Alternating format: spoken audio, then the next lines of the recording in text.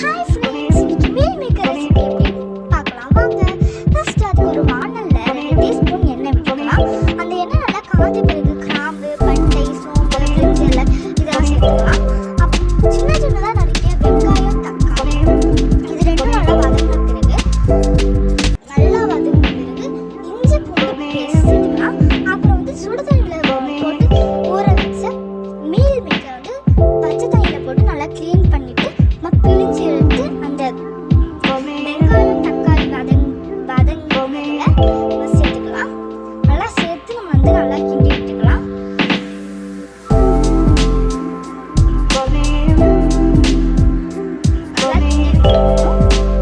நல்லா கிண்டி விட்ட பிறகு நம்ம சிக்கன் 65 பவுடர் கொஞ்சம் சேர்த்துக்கலாம். அப்புறம் தனி மிளகாய் தூள் 1 டீஸ்பூன்,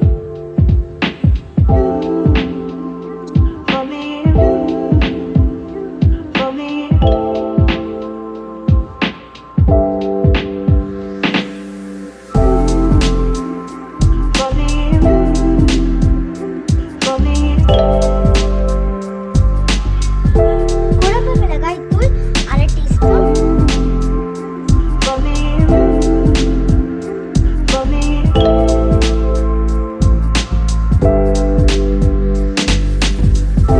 மஞ்சள் தூள் 1/2 டீஸ்பூன்,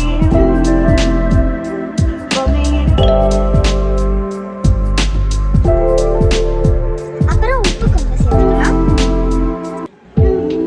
இது நல்லா கிளறி விட்டுக்கலாம். அப்புறம் நம்மளுக்கு கொஞ்சமா தண்ணி எடுத்து அதில் நல்லா ஊற்றிக்கலாம். ஊற்றிட்டு அதை வேக வச்சிடலாம். நல்லா கிண்டணும். நல்லா தண்ணி ஊற்றி கிண்டிட்டு அப்புறம் நல்லா வேக வச்சிடலாம் மூடி போட்டு.